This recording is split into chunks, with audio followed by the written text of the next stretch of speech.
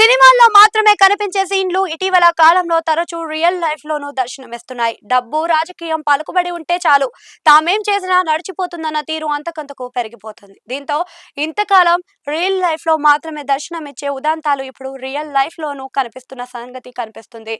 అలాంటి ఉదాంతమే ఒకటి విజయవాడ నడి రోడ్డు మీద చోటు చేసుకుంది. ఒక యువతి విషయంలో చోటు చేసుకున్న వివాదం చివరకు ఇద్దరు యువకులు తమ ఖరీదైన కార్లతో ఢీ కొట్టుకోవడం కనిపిస్తూ ఉంది. ఈ క్రమంలో స్థానికులు భయభ్రాంతులతో పరుగులు తీసిన పరిస్థితి. విజయవాడలో పెను సంచలనంగా మారిన ఈ ఉదాంతంలో పోలీసుల తీరుపై సర్వత్రా విమర్శలు వెల్లువెత్తుతున్నాయి. అంతా అయ్యాక స్టేషన్ కు షిఫ్ట్ అయ్యేలా ఇప్పుడు ఇష్యూ విజయవాడలో పడమట పోలీస్ స్టేషన్ లో ఉంది. ఇంతటి ఘర్షణకు కారణాలేమిటి?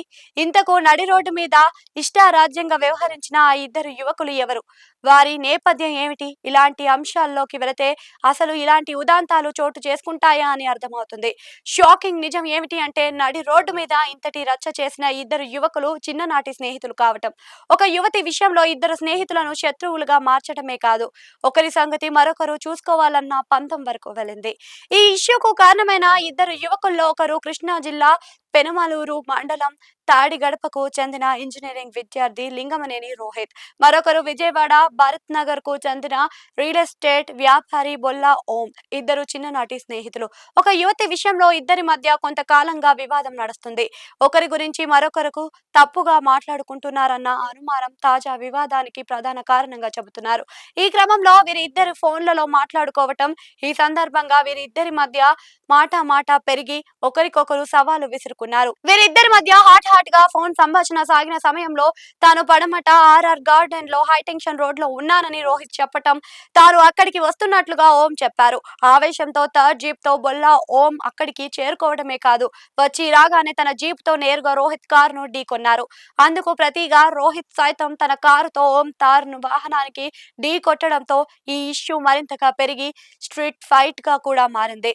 వీరి దెబ్బకు స్థానికులు భయంతో పరుగులు తీశారు. ఓంతో మరికొందరు రావటం వారంతా రాడ్లు తీసుకుని రోహిత్ కారుపై దాడికి దిగారు. ఈ సందర్భంగా రోహిత్ కారును పంచర్ కావడంతో అక్కడి నుంచి అతను పారిపోయాడు. ఇదంతా రాత్రి వేళలో చోటు చేసుకుంది. పోలీసులు నిఘా తక్కువగా ఉండే ఆ ప్రాంతంలో తమ ఆధిపత్య ప్రదర్శించుకోవడానికే ఎంచుకున్నట్లుగా పోలీసులు భావిస్తున్నారు. హైటెన్షన్ రోడ్డు మీద తమ ఖరీదైన కార్లను రేసింగ్ తరహాలో దూసుకెళ్లేలా చేసి ఒకరికొకరు ఎదుర్కొనేలా ఢీ కొట్టడమే ప్రయత్నించడం గమనార్హంగా కనిపిస్తుంది. దీంతో పెద్ద ఎత్తున శబ్దాలు, కార్ల నుంచి పొగలు వచ్చాయి. అర్ధరాత్రి వేళ జరిగిన ఈ ఘటనతో స్థానికులు తీవ్ర భయభ్రాంతులకు గురయ్యారు. ఆ సమయంలో రోడ్ల మీద ఉన్న వారైతే ప్రాణ భయంతో పరుగులు తీశారు. వీరి రచ్చకు సంబంధించిన అంశాలు సీసీటీవీ కెమెరాలలో స్పష్టంగా నమోదయ్యాయి. ఈ ఉదాంతం గురించి సమాచారం అందుకున్నంతనే సిఐ పవన్ కిషోర్ అక్కడికి చేరుకున్నారు. పరిస్థితిని అదుపులోకి తీసుకొచ్చారు. గ్యాంగ్ వార్ తరహాలో జరిగిన ఈ ఘటన స్థానిక సంచలనంగా మారింది. కారుతో మరొక కారుని ఢీకొనే వేళలో కార్ల వేగం ఎంత అన్న విషయాన్ని గుర్తించేందుకు పోలీసులు ప్రయత్నిస్తున్నారు. ఇందుకోసం ఫోరెన్సిక్ నిపుణుల సహాయాన్ని కూడా తీసుకుంటున్నారు. ఓం రోహిత్ బ్యాక్గ్రౌండ్ విషయానికి వస్తే ఇందులో బొల్లా ఓం వైసీపీకి చెందిన మాజీ మంత్రి జోగి రమేష్ కు అత్యంత సన్నిహిత బంధువుగా చెబుతున్నారు. గతంలో వైసీపీ జగన్ పుట్టినరోజు సందర్భంగా నిర్వహించిన వేడుకలకు భారీగా నిర్వహించటం, పెద్ద ఎత్తున కార్లు, జీపులతో భారీ ర్యాలీలతో ఓం కీలకంగా వ్యవహరించారని చెబుతారు. ఇక లింగమనేని రోహిత్ విషయానికి వస్తే ఒక సంపన్న కుటుంబానికి చెందిన యువకుడిగా చెబుతారు. విజయవాడలోని ఒక ఫేమస్ కాలేజీలో బీటెక్ చేస్తున్నట్లుగా తెలుస్తుంది. రాజకీయాలతో ప్రత్యక్ష సంబంధాలు లేనప్పటికీ బలమైన ఆర్థిక, సామాజిక నేపథ్యంలో ఉన్న కుటుంబంగా చెబుతున్నారు.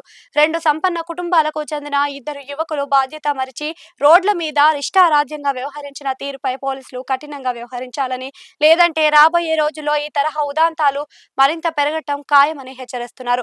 మరేం జరుగుతుందో చూడాలి మరి.